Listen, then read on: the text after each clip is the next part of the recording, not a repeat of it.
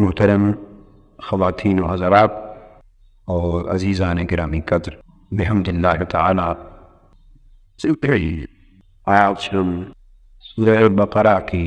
ابتدائی آیات کریمہ کی روشنی میں متقین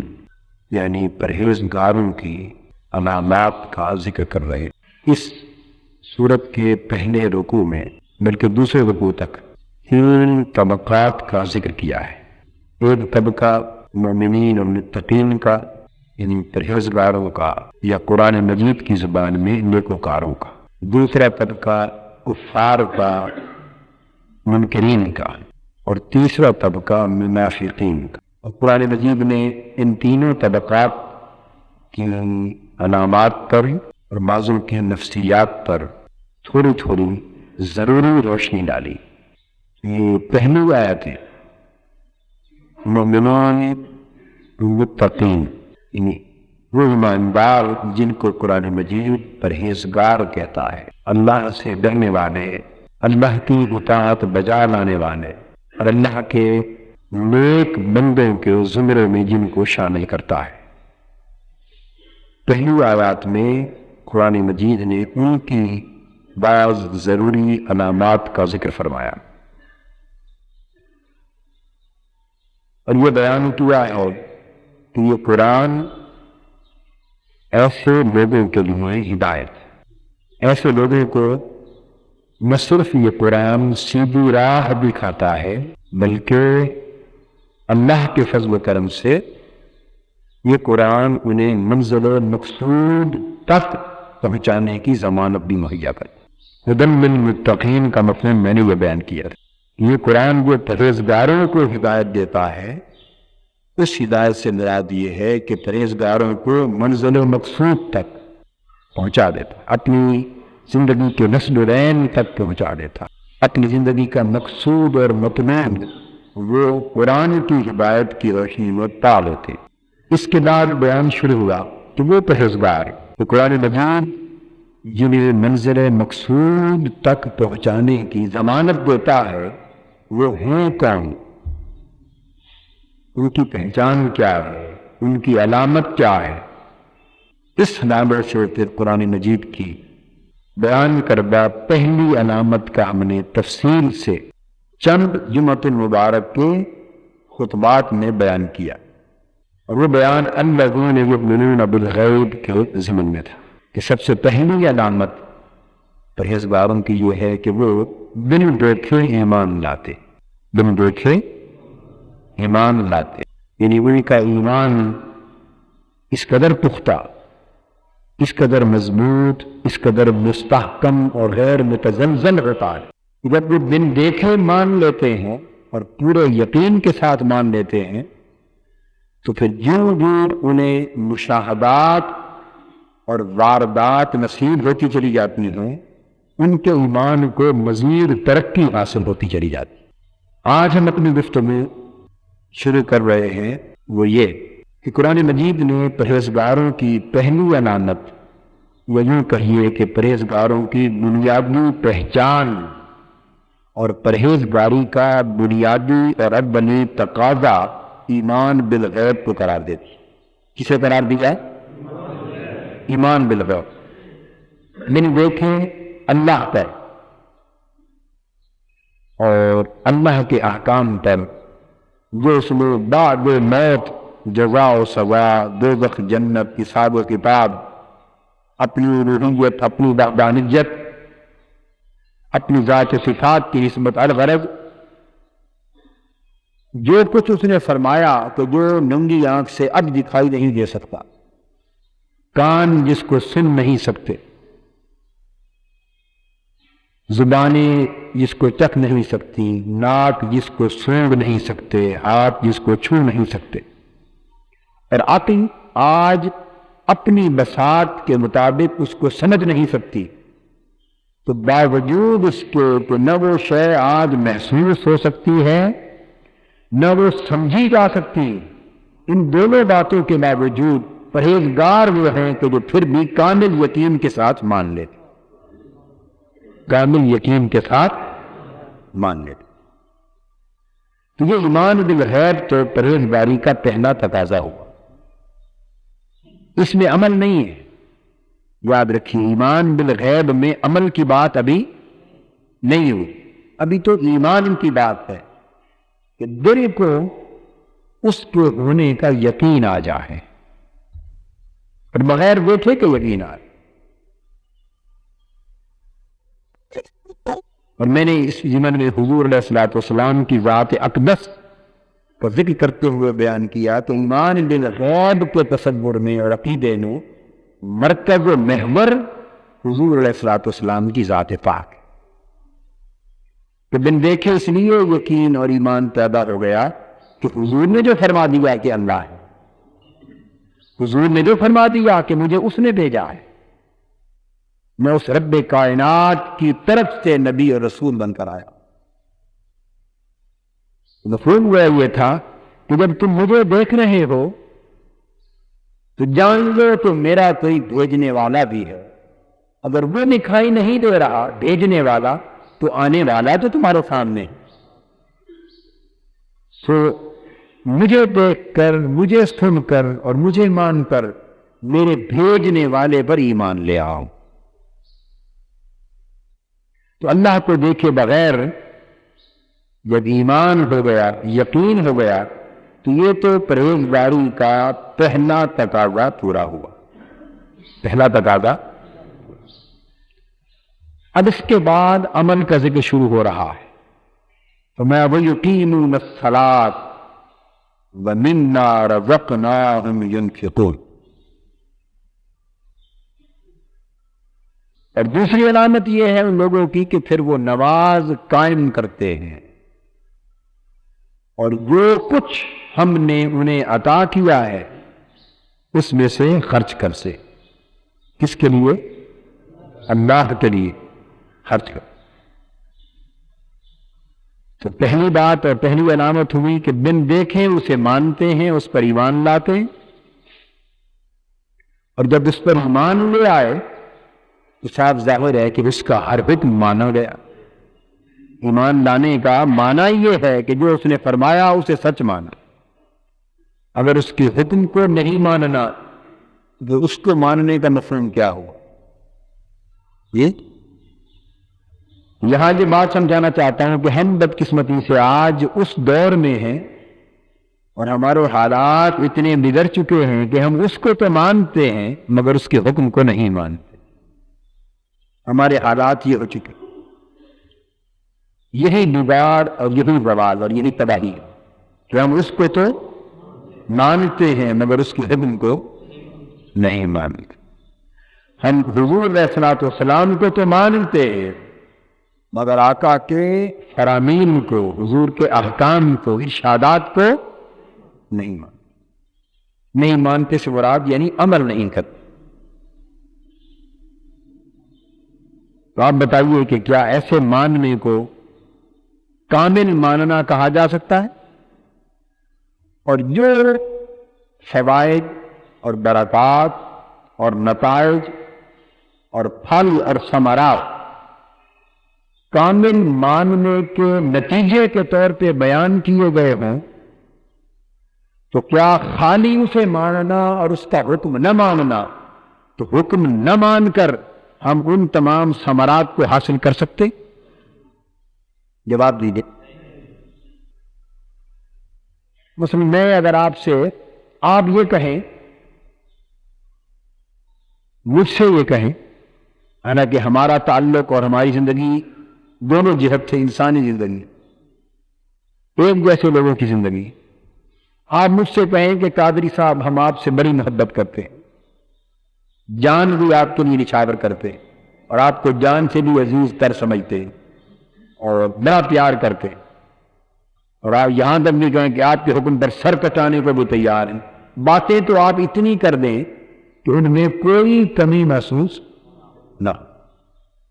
یہ تو ہو گیا ماننا زبان سے۔ مگر میں آپ سے کہوں کہ آپ مستحوی انقلاب کے لیے، منہاج القرآن کے مشن کے لیے، حضور علیہ الصلوۃ والسلام کی امت کے احوال کو سنوارنے بلکہ اپنے احوال و اعمال کو بہتر کرنے کے لیے یہ کام کیا کریں، رات کو اٹھا کریں، مشن پر خرچ کیا کریں، غریبوں کی مدد کیا کریں، اپنے ملنے والوں کو حسن سلوک اور محبت سے ملا کریں، پڑوسیوں کے غریبوں کو حقوق کا خیال رکھا کریں، ہمیشہ سچ بولا کریں اور وعدہ خلافی کبھی نہ کیا کریں۔ اگر آپ ایسی 8-10 باتیں آپ سے کہوں تو آپ ہنس کے جواب دیں کہ کیا کریں گے، آپ کو تو بڑا مانتے ہیں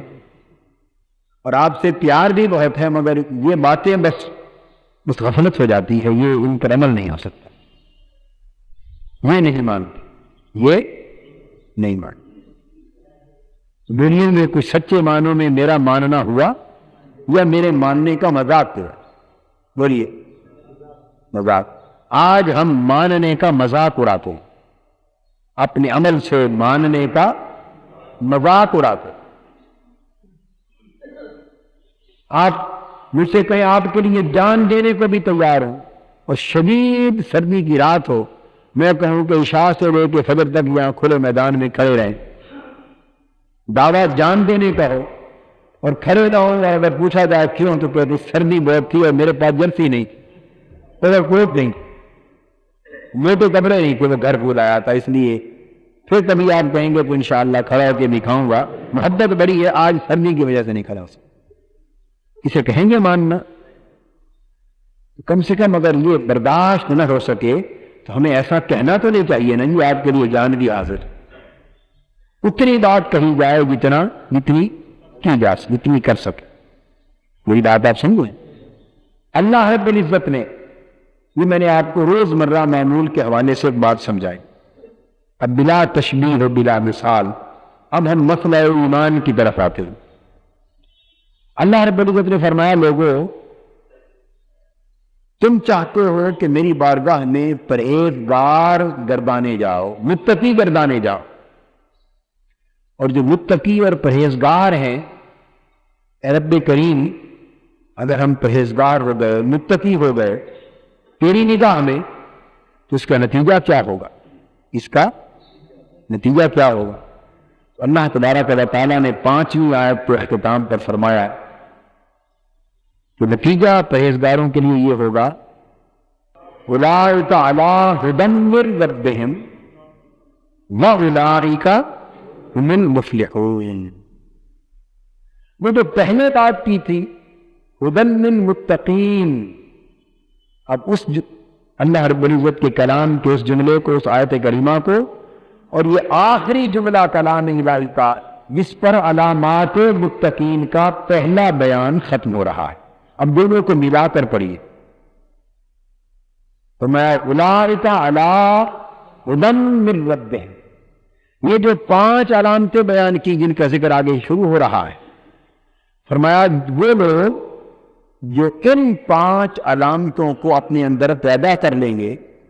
ان 5 تقاضوں کو اپنی زندگی میں عملاً پورا کر لیں گے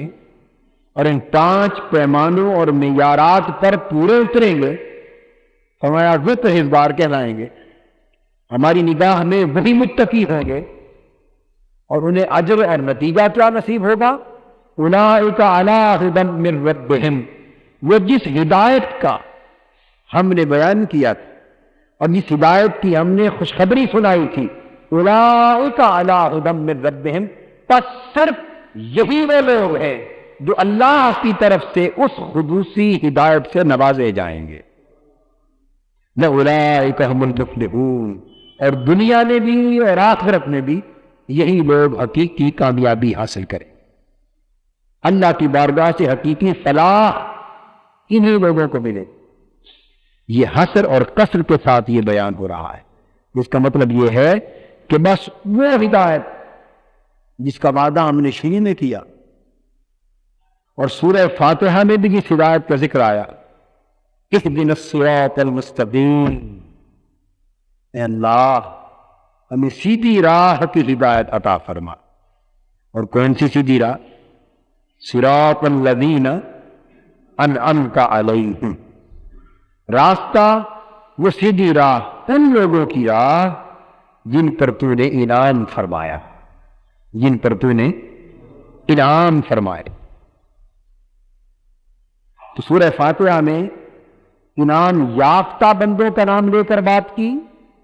اور سورہ بقرہ میں وہی بات متقین کے عنوان سے کی، بات ایک۔ وہ واضح کیا کہ وہ جو متقی اور پرہیزگار ہیں وہی ہماری بارگاہ میں انعام پانے والے، انہی پر ہماری بارگاہ سے نعمتوں کی بارش ہوتی، انہی پر ہماری بارگاہ سے نعمتوں کے دروازے کھل جاتے۔ انعامات الہیہ، عنایات الہیہ اور نوازشات الہیہ کا اللہ رب العزت کی بارگاہ سے بے حساب کرم ان پر ہوتا ہے۔ قدم قدم پر وہ اللہ کے انعامات سے نوازے جاتے ہیں، بلکہ اللہ کی نعمتوں کی مدد سے وہ چلتے ہیں، اللہ کی نعمتوں کی مدد سے وہ منزل پہ پاتے ہیں، اللہ کی نعمتوں کی مدد سے وہ دشمن سے لڑتے ہیں، اللہ کی نعمتوں کی مدد سے وہ سفر طے کرتے ہیں، اور اللہ کی نعمتوں کی مدد سے وہ کامیابی کی منزل پر ہمکنار ہوتے ہیں۔ انعمت علیہم، قدم قدم پر ان پر اللہ کی نعمتیں ہوتی ہیں۔ تو آپ کو تو سبق یہ دیا گیا ہے کہ آپ اللہ سے ہدایت اسی راستے کی مانگیں وہ جس راستے پر نعمتیں والے بندے چلتے رہے ہیں اور چل رہے، انعامات والے بندے چلتے رہے۔ اور دوسرے مقام پر آگے سورہ بقرہ میں یہی انعام یافتہ بندے ان کو متقین بھی فرمائیں، نیکوکار فرمایا۔ آگے ان میں انبیاء کا بھی ذکر کیا، آگے چل کر صدیقین کا بھی، شہداء کا بھی، صالحین کا بھی، مگر اس مقام پر تو بالکل انعام یافتہ بندوں کی پہلی شکل، پہلی صورت، پہلا طبقہ جو متقین کا، پرہیزگاروں کا ہے وہ بیان کیا جا رہا ہے۔ چونکہ سبق شروع ہو رہا ہے تو بات ابھی ہلکی پھلکی کی ہے ابھی، اور جو آپ آگے بڑھتے جائیں گے اور سبق پڑھتے چلے جائیں گے معیار اونچا سے اونچا دکھایا جاتا رہے گا۔ جب آپ پہلی سیڑھی چڑھ لیں گے تو تب دوسری زینے کی بات ہوگی نا، دوسرا زینہ چڑھ لیں گے تو پھر تیسرا زینہ آئے گا۔ تو زینہ در زینہ اللہ رب العزت آپ کو تقویٰ کی سیڑھی پر چڑھا کر، پرہیزگاری کی سیڑھی پر چڑھا کر زینہ در زینہ اس منزل پر پہنچانا چاہتے ہیں جس منزل پر اللہ کی بارگاہ کے انعامات کے سب دروازے کھل جاتے، مگر راستہ وہ تقویٰ کا ہے، سیڑھی وہ تقویٰ والی، پرہیزگاری والی۔ ہمارا اختلاف تو یہیں سے شروع ہو جاتا ہے قرآن مجید سے، معاذ اللہ، استغفر اللہ۔ عملی اختلاف یہیں سے شروع ہو جاتا ہے کہ ہم الذین یؤمنون بالغیب پڑھ کر رک جاتے ہیں، کہتے ہیں بس مولا ہم تو صرف ماننے والے ہیں، آگے کرنے والے نہیں۔ اس کا مطلب یہ ہوا نا کہ اب ماننے میں کچھ جاتا ہے، ماننے میں کوئی جیب سے خرچ ہوتا ہے؟ خالی یہ کہنے میں کہ بن دیکھے مانتے ہیں اور دل سے مانتے ہیں، زبان سے اقرار کرتے ہیں، دل سے تصدیق کرتے ہیں، اور مولا تیرے حکم پر جان بھی دینے کو تیار ہے، تن من تن سب کچھ لٹانے کو تیار ہے۔ رات شروع سے لے کے فجر تک دعوے ہی دعوے کرتے چلے جائیں وفاداریوں کے، اطاعت گزاریوں کے، اپنی بندگی کے، اپنی غلامی کے، ساری رات تک کہتے رہے، جیب سے کچھ جاتا ہے؟ بولیے کچھ خرچ ہوتا ہے؟ ہم جب کچھ خرچ نہ ہو، نہ جان نہ مال نہ وقت، اس کی حد تک تو ہم بڑے مجنون ہیں، شیر۔ اس کا مطلب یہ ہوا کہ ہم چوری والے مجنون ہیں۔ کیا؟ جہاں خون دینے کی بات شروع ہوئی ہم نے کہا کہ وہ کچھ اور ہیں، وہ اور لوگ ہیں۔ تو جب تک خالی دن بیٹھے ماننے کی بات تھی تو ہم ماننے والے تھے، ہم اور پکے سنی، پکے سنی، اتنے سنی کہ بالکل سن ہو گئے مانوائے۔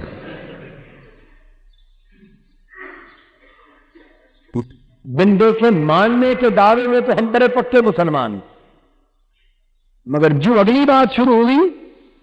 اب تمہیں ذرا آزمایا بھی جائے نا، تم جو بڑے وعدے کرتے تھے کہ مانتے ہیں، تمہیں تو ذرا دیکھے کیسے مانتے ہو، خالی زبان سے یا عمل سے، زبان سے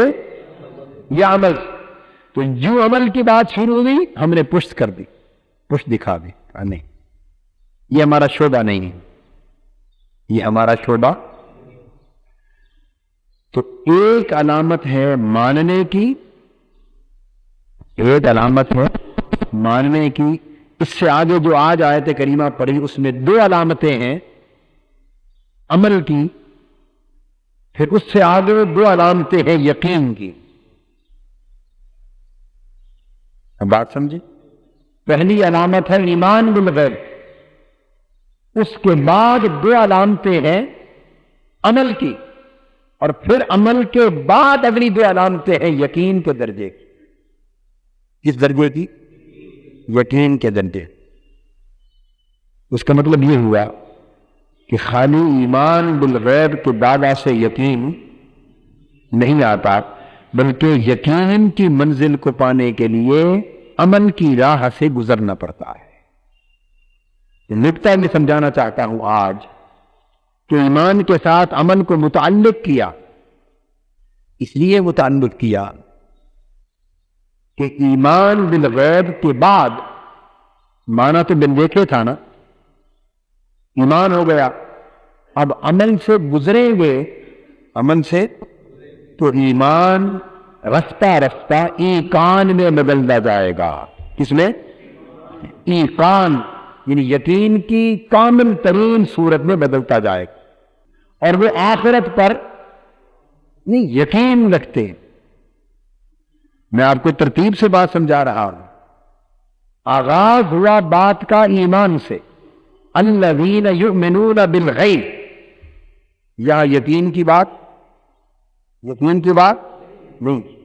میں وہ لوگ جو بن دیکھے ایمان لاتے، ایمان کی بات کی نا، پھر درمیان میں عمل کے راستے سے گزارا، عمل کی بٹی پر تپایا، عمل کی کٹھالی میں ڈال کر مجاہدے کی، ریاضت کی، قربانیوں کی آگ میں جلایا، اور کٹھالی میں ڈال کر تپایا۔ جب آپ کا ایمان عمل کی کٹھالی میں مجاہدے کی آگ پر، محنت کی آگ پر، ریاضت کی آگ پر، قربانی کی آگ پر پک گیا، تپ گیا، تو پھر بدلتا بدلتا جب اس نے رنگ بدلا، تو جب آپ نے کٹھالی سے اتارا تو وہ یقین کامل بن چکا تھا، وہ ایقان بن گیا تھا۔ کیا بن گیا تھا؟ ایقان بن گیا۔ یہ ایمان نے قدم رکھا، عمل میں داخل ہوئے، اطمینان نصیب ہوتا گیا۔ وہ جس کو مانا تھا اب اس کے ماننے پر اطمینان ملنے لگا۔ جب آپ آئے نا عمل کی طرف، مان تو لیا تھا، مان تو لیا تھا، مگر جب عمل میں آئے، عمل کی دنیا میں قدم رکھا اور عمل میں ریاضت کی، عمل میں مجاہدہ کیا، عمل میں محنت کی، عمل میں قربانی دی، اپنا تن من دن ہر عمل کے معیار پہ پورا کرتے ہوئے اس کے سپرد کر دیا۔ جب اس راہ سے گزرے تو ایمان عمل کی کٹھالی میں پکتا گیا، پکتا گیا، اور جو پکتا گیا رنگ بدلتا گیا، نیا رنگ چڑھتا گیا، رنگوں پہ رنگ چڑھتے گئے، رنگوں پہ رنگ چڑھتے گئے۔ جب آپ نے عمل کی کٹھالی سے اس کٹھالی کو نیچے اتارا تو رکھا ایمان تھا، اتراتے ہوئے ایقان تھا، اتراتے ہوئے ایقان تھا، رنگ بدل گیا تھا، رنگ اب میل کچیل سب نکل گیا تھا، وسوسے کی میل نکل گئی تھی، وسوسے کی میل، انتشار کی میل نکل گئی تھی، وہم اور گمان کی میل نکل گئی تھی، مانو یا نہ مانو اس وہم کی میل نکل گئی تھی، ایسا کروں گا تو کیا ہوگا اس کیا کی میل نکل گئی تھی، ایسا کروں تو کیوں کروں کیوں کی میل نکل گئی تھی۔ وہ کیا کیوں سب جل گئے، کیا کیوں سب جل گئے، ہوگا یا نہ ہوگا یہ یا سب جل گئے۔ یہ درمیان کے مرحلے میں تھے، جب ریاضت مجاہدے کی بٹی پہ تپ تپ کر نکلے تو وہم گمان ختم ہو گئے تھے، ایمان ایقان بن گیا تھا، ایمان ایقان بن گیا تھا۔ اب کیفیت یہ تھی کہ سفر تقویٰ کا شروع کیا تھا بن دیکھے، سفر تقویٰ کا شروع کیا تھا بن دیکھے، دکھائی تو ننگی آنکھ سے اب بھی نہیں دے رہا، پردہ تو اب بھی ہے، مانا تھا بن دیکھے، مگر اس کٹھالی میں جو تپے تو اب حالت یہ ہے کہ پردہ بھی ہے پر نظر بھی آ رہا ہے، اوجل بھی ہے پر نظر بھی آ رہا ہے، دکھائی نہیں دے رہا تھا پر نظروں سے اوجل بھی نہیں، ایسے پردہ جلنا بھی نظر آ رہا ہے، اس جلنے کا نور بھی دکھائی دیتا ہے، اس کا حسن دل میں لذت بھی پیدا کرتا ہے، اس کا قرب حلاوت مٹھاس کا احساس بھی دیتا ہے، اس کے رہنے کی ہمیں بھی دے رہی ہے، اور وہ تیز نصیب ہو رہا ہے، وہ جیسے وہ لگتا ہے اسی کی بارگاہ میں بیٹھے، اسی کی بارگاہ میں بیٹھے، ایسے لگتا ہے کہ میٹھی میٹھی زبان سے باتیں کر رہا ہے، ایسے لگتا ہے وہ دھمکیاں دے رہا ہے، ایسے لگتا ہے کہ وہ یہ فرما رہا ہے کہ بندے تو نے میری خاطر اتنا کچھ کیا، اب صرف آج پکڑ کر یہ کچھ منزل تک پہنچا دو۔ اولئک علی ھدی من ربہم واولئک ھم المفلحون۔ بندے اب ہم نے دروازے کھول دیے ہیں، اب یہ ہدایت ہے جس کا نیبت ہوا تھا، اگر تو حقدار نہیں تو اور کون حقدار ہے؟ اب ان ہدایت کے راستوں پر چلتا جا، وَأُولَٰئِكَ هُمُ الْمُفْلِحُونَ، اور کامیابی اور کامرانی کی منزل پر فائز ہوتا جا، جھنڈے گارتا جا، کامیابیوں کے جھنڈے گارتا جا، سب ناکامیاں دور ہو جائے گی، پریشانیاں وہن گمان سب دور ہو جائے گی۔ یاد رکھیے تو یہ جو ایقان ہے وہ کیا اطمینان کے بعد آتا ہے، ایقان اطمینان کے بعد۔ حضرت ابراہیم علیہ السلام نے اللہ رب العزت سے پوچھا، رب ارنی کیف تحیی الموتیٰ، میرے رب ذرا دکھا دے یہ نظارہ کہ تم مردے کیسے زندہ کرتا ہے، تم مردے کیسے زندہ کرتا ہے، ذرا دکھا دے، مجھے دکھا دے۔ دیکھنے کی بات ہو رہی، کیا اللہ تعالیٰ فرماتے ہیں اولم تؤمن، اے میرے ابراہیم کیا تو ایمان نہیں رکھتا اس بات پر کہ میں مردے زندہ کر لیتا ہوں اور مردے زندہ کرتا رہتا ہوں، پر میرے لیے مردے زندہ کرنا کوئی بڑی بات نہیں، میں کر سکتا ہوں، قادر ہوں، تو کیا تو ایمان نہیں رکھتا؟ تو میں قال بلا، بابا ابراہیم ہو کر ایمان نہ رکھوں گی پیسے بات، ایمان پہ رکھتا ہوں، میں ولیکن یطمئن قلبی، ایمان تو ہے اب اطمینان چاہتا ہوں، ایمان تو ہے اب اطمینان چاہتا ہوں۔ تو ماننے کے بعد جب ایکسپیرینس ہوتا ہے، اب میں جو نقطہ سمجھانا چاہتا ہوں، کیا عمل مشاہدہ یہ ایک ایکسپیرینس ہے، تجربہ ہے، یہ کیا ہے؟ تو جب ایکسپیرینس ہوتا ہے، تجربہ ہوتا ہے، عملی مشاہدہ ہوتا ہے، عملی مشاہدہ ہوتا ہے، اس سے اطمینان نصیب ہوتا ہے، اس سے، اور جب اطمینان آتا ہے تو آگے ایک اور مقام پر ایک اور جگہ ایک نئے مشاہدے کو ذکر کرتے ہوئے فرمایا وَكَذَلِكَ نُرِي إِبْرَاهِيمَ مَلَكُوتَ السَّمَاوَاتِ وَالْأَرْضِ وَلِيَكُونَ مِنَ الْمُوقِنِينَ، ہم نے زمینوں اور آسمانوں کی بادشاہتوں کے پردے ہٹا دیے اور ابراہیم علیہ السلام کو سب کچھ دکھا دیا، کیوں؟ وہ تجربہ اور مشاہدہ کر رہا ہے، وَلِيَكُونَ مِنَ الْمُوقِنِينَ، تاکہ یقین والوں میں، انکار والوں میں ہو جائیں۔ تو ایمان تھا، پھر اس پر اطمینان ہوا، ایمان تھا پھر اس پر اطمینان ہوا، اور اطمینان بڑھتا بڑھتا ایقان سے بدل گیا، کیا؟ ایقان سے بدل گیا۔ اب ہم کس حال میں، اب ذرا اپنا جائزہ لے رہا ہوں، یہ جو بن دیکھے ایمان ہے، بہت سے تو وہ ہیں کہ جو اس حالت میں بھی داواں ڈول، اس حالت میں نہیں داواں ڈول، اور وہ جن پہ وہ ایمان نصیب ہے انہیں اطمینان میسر، انہیں اطمینان میسر، اور پھر ایقان والے تو بہت ہی کم ہے، ایقان والے ہوتے ہیں ہر دور میں، ایقان والوں سے کبھی کوئی زمانہ خالی نہیں ہوتا، وہ ایقان والے ہیں تو باقی ہمارے ویسے ٹوٹے پھوٹے شکستہ لوگوں کو ساتھ لے کر چلتے ہیں، وہ ایقان والے ہوتے ہیں، ایمان کے دعوے والے بہت ہیں، ایمان والے کم، دعوے والے بہت ہیں پر ایمان والے، پھر ایمان والے جتنے ہیں ان میں اطمینان والے اور کم، اور اطمینان والوں میں پھر ایقان والے اس سے بھی کم تر تعداد ہے ان کی۔ یہ جو اگلا مرحلہ ہے اطمینان کا اور اس کے بعد ایقان تک جانا، جس ایقان کے نتیجے میں کامیابی کی ضمانت ملتی۔ کامیابی کی ہم کیا کرتے ہیں؟ ہم یہ نہ اطمینان حاصل کرنے کی کوشش کرتے ہیں اور نہ ایقان کی منزل کو پاتے، اور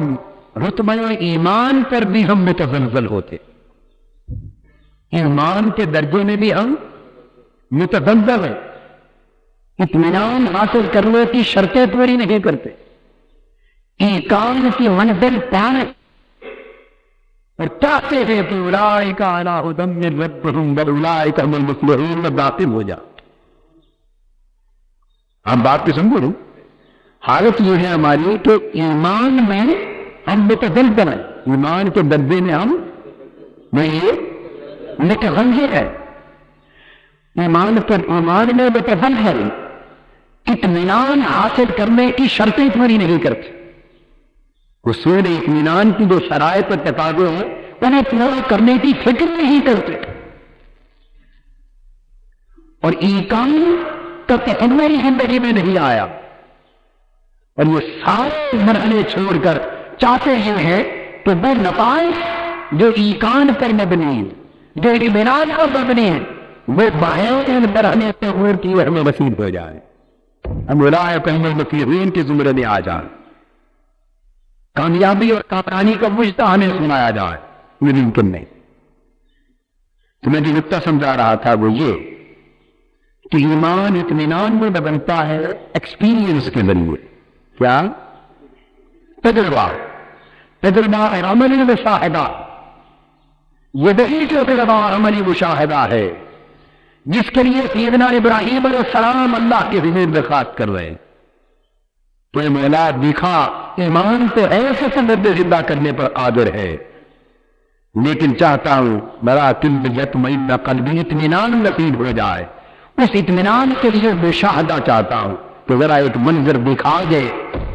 مردہ زندہ کرنے کا۔ یہ جو عملی مشاہدہ ہے اس کو ایکسپیریمنٹل ویریفیکیشن کہتے ہیں انگریزی میں، کیا؟ ایکسپیریمنٹل ویریفیکیشن، تجربی تحقیق، عملی مشاہدہ کے ذریعے،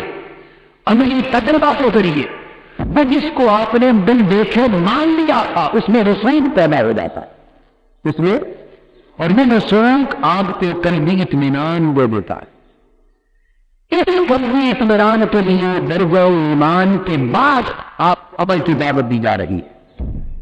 اگر آپ چاہیں کہ الذین یؤمنون بالغیب کے بعد، ایمان بالغیب کے بعد اب آپ کو اطمینان نصیب ہو تو قرآن مجید نے بیٹوٹ فیصلہ کر دیا کہ ایمان کے بعد اگر آپ کے حالت اطمینان چاہیے تو حالت اطمینان عملی بٹی سے گزرے بغیر اور عملی ریاضت اور عملی مشاہدے انتفاعی کے بغیر اطمینان کبھی نصیب نہیں ہو سکتا۔ اطمینان تغیر سے نہیں آتا، اطمینان کی تاجیں لکھنے سے نہیں آتا، اطمینان بات کرنے سے نہیں آتا، بڑے بلند بانگ دعوے کرنے سے نہیں آتا، اطمینان تو واردات کے ذریعے آتا ہے۔ کس ذریعے آتا ہے؟ کہ جب آپ اس میں پڑیں گے، کبھی ڈوبے ہوئے کبھی تیرے ہوئے، اور اس مرحلے سے کشمکش سے گزرتے گزرتے پھر ساتھ پہنچتے ہوئے تو اطمینان ہوگا۔ کنا اس کشمکش میں گزری میری زندگی کی راتیں، کنا ایک بعد راضی کبھی سوگ و ساگ و رومی۔ ایک شخص کو اگر تیراکی کا فن کتابوں میں پڑھاؤ، کیا تیرنے کا فن کتابوں میں پڑھاؤ، اور اگر اس پر 1000 کتابیں بھی پڑھ لی ہو، 1000 کتابیں، اور بعد ازاں اس فن کا اگر کسی یونیورسٹی میں یہ سبجیکٹ ہو تو پروفیسر لگ جائے، اب پروفیسر فل پروفیسر یہ کسی فن میں علمی مہارت کا آخری درجہ، اس سے بڑا درجہ دنیا میں کوئی نہیں۔ اب بات سمجھے؟ ہمارے یہاں تو انجینئر پروفیسر بناتے ہیں نا، بہت سے جانی پروفیسر جانی پروفیسر بڑے ہوتے ہیں ہمارے، مگر میں آپ کو اصولی بات بتا رہا، تو اس میں پروفیسر ہو جائے، ڈاکٹر ہو جائے، اپنی جملہ تحقیقات کرے اور پھر لیکچر دینے لگے، دنیا اس کے فن تیراکی کے لیکچروں سے واضح سے مستفید ہے، مگر اس نے کبھی کسی تالاب میں، دریا میں، نہر میں، سمندر میں غوطہ زنی نہ کی، خود کبھی ٹانگ بھی ڈال کے نہ دیکھی، کبھی ٹانگ بھی ڈال کر میں دیکھوں، 10,000 شاگرد ہو اس کے تیراکی کے فن میں دنیا میں، اس کا نام ہر طرف جانا جائے، تو پھر نظر کو اس کو بنا متنبر دریا ہو ذرا اس میں ڈالے تو کیا حال ہے میں پروفیسر صاحب کا؟ جی وہ تیراکی سنو انا للہ و انا الیہ راجعون ہے، تو کیا اس کے علم میں کوئی شک تھا؟ فن کے جاننے میں شک تھا؟ تیراکی کے فن کو جاننے اور ماننے میں کوئی شک تھا؟ جاننا بھی بہت، مانا بھی بہت، مگر جان کر مان کر پھر ڈوب گیا، کیوں نہیں گیا؟ اس لیے کہ وہ خالی جاننا اور ماننا، اس کام کا اگر جسے جانا اور مانا جا رہا ہو اس کے اندر آنا نہیں کرتے نہ دیکھا جائے، اس فن کو اپنے اوپر وائز نہ کیا جائے، تو ایک طرف میں ہزار کتابیں پڑھ کے تیراکی کے فن پہ لیکچر دینے والا، ایک طرف ان پڑھ آدمی ملانا جس غریب نے بے حرف بھی نہیں پڑے فن تیراکی پر، اس کا ایک حصے نہیں دیا، مگر کی زندگی یہ گزر کی کہ تالابوں میں، نہروں میں، دریاؤں میں، سمندروں میں ڈیب ڈیب کر تیر پیر کر، ہاتھ پاؤں مار مار کر اس طرح زندگی پہ دن راتیں گزاریں، اب وہ ڈوبتا ہے تو جتنی دیر چاہے وہ غائب رہتا ہے، جب چاہے نکل آتا ہے، ساحل پہ پہنچتا ہے، تو دیکھیے کہ منزل کس نے پائی اس 1000 کتاب سے محنت ہوئے فن تیراکی پر، یہ وہ تو ایک ہاتھ ہی نہیں پڑھا مگر ساحل پہ پا گیا، منزل کس نے پائی؟ جی اس نے ٹائم جس تو اندر اترا ہے، تو حقیقت یہ ہے کہ فن پر ماننے کی حد تک تو بن دیکھے بھی ایمان آ جاتا ہے، مگر میں نو پہ آپ اس کو ادھر کہیں گے فن تیراکی کے پروفیسر کو کیا آپ اس میں اتری ہو تو اجنبی کے لیے اتنے نہیں، اس کو 100 بچے دے دے، یہ نادانی کہ اس کو پتا ہے کہ میرے اندر کمزوری کیا ہے، وہ اتر گئے، مگر جس نے مشق کی ہے اس نے وہ چھلانگ لگا دے گا، تو بات یہ ہوئی کہ جب تک کسی کام میں چھلانگ لگائی نہ جائے، اتنا نہ جائے اور موجل کا مقابلہ نہ کیا جائے، تراطم کا مقابلہ نہ کیا جائے، لہروں سے ٹکر نہ دی جائے، اور کبھی محنت غالب کبھی یہ غالب، کبھی یہ ڈبو کبھی پیرے، اس طرح محنت اور محنت کی ایک دائم کشمکش سے گزر کر جب تک آدمی وقت گزارے نہ اس وقت تک ساحل پر پہنچنا نصیب نہیں ہوتا۔ تو دوستو ایمان ہے، ایمان ایک سمندر ہے، ایمان ایک سمندر ہے، یاد رکھو جس کے اندر مات ہے نویا کی نیکو سراتن بنا دیں، میں صرف دو ایمان اور مات خود ریاکشن ہی کاتے کو ڈالے، آئین بن جائے، منافع بن جائے، منتقل بن جائے، سنتقل بن جائے، محقق بن جائے، فقیر بن جائے، ویدر بن جائے، شریعت بن جائے، میرے جنم بن جائے، دنوں نے انہیں میں فنان کے سمندر نہیں جائے، میں جب تک میں مارے تھے ایمانی کے سمندر میں میں طرفے ہوتا کم نہ ہو، اور اس میں وہ نہ کیونکہ تاج میں زندگی بھی داخل مکان نہ کرے، تاج صاحب کریں دینے کا آنے کا اشتراک نہ کر لے، اس کے تعلق کے سمندر میں ہوتا کہیں نہ کرے، سنگے میں گر کر آنکھوں میں خیاطی کے لیے نہ کیا کرے، اپنی دائیں سے وعدہ کرے، انہیں سامنے احسان نہ کرے، ایک سے الہی کی آگ کے بامن نہ چلائے، اور اپنے اوپر کبھی مخائب واری نہ کرے، کبھی حجو کبھی انسان کی کیفیتوں میں اترے، کبھی جان کو مان کرے، کبھی مال کو مان کرے، کبھی غافل ساری رات نجامے کرتا رہے، کبھی کھانا پھر دے، کبھی پینا چھوڑ دیں، کبھی دوائی صفائی کے کہیں چلے، کبھی گولیاں کے سامنے سینے تان دے، ارے زندگی کی حد سے محاذ کرو، لیکن جس ذات سے ایمان رائے یہ جاننے کے لیے سب کچھ نکال دے، جب تک ڈیبرے پیرنے پہ اس ایمانی سمندر سے دنیا کا رہی، وہ ساحل اطمینان تک ڈوب نہیں سکتا، ساحل اطمینان تک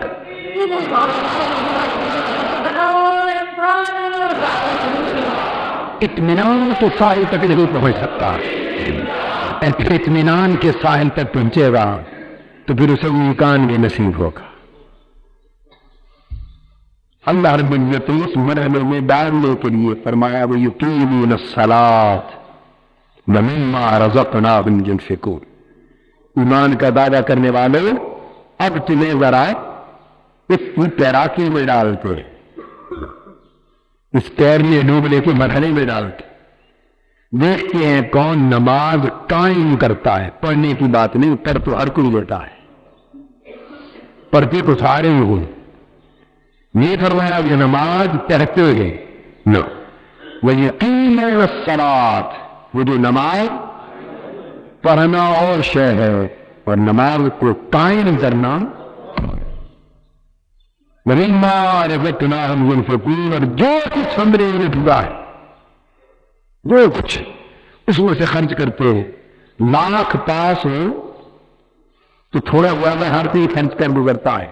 وہ قرآن میں لاکھ اور ہزار کی تعبیر ہے، جو کچھ ایک رتنا بھی دیا ہے تو اس میں سے بھی خرچ کرتے ہیں۔ مما، جو کچھ بھی دیا ہے، تھوڑا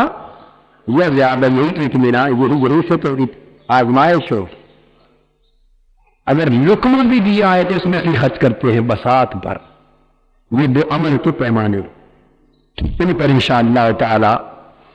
آئندہ جمعۃ المبارک میں ہم گفتگو کریں گے، یہاں سے شروع کریں گے۔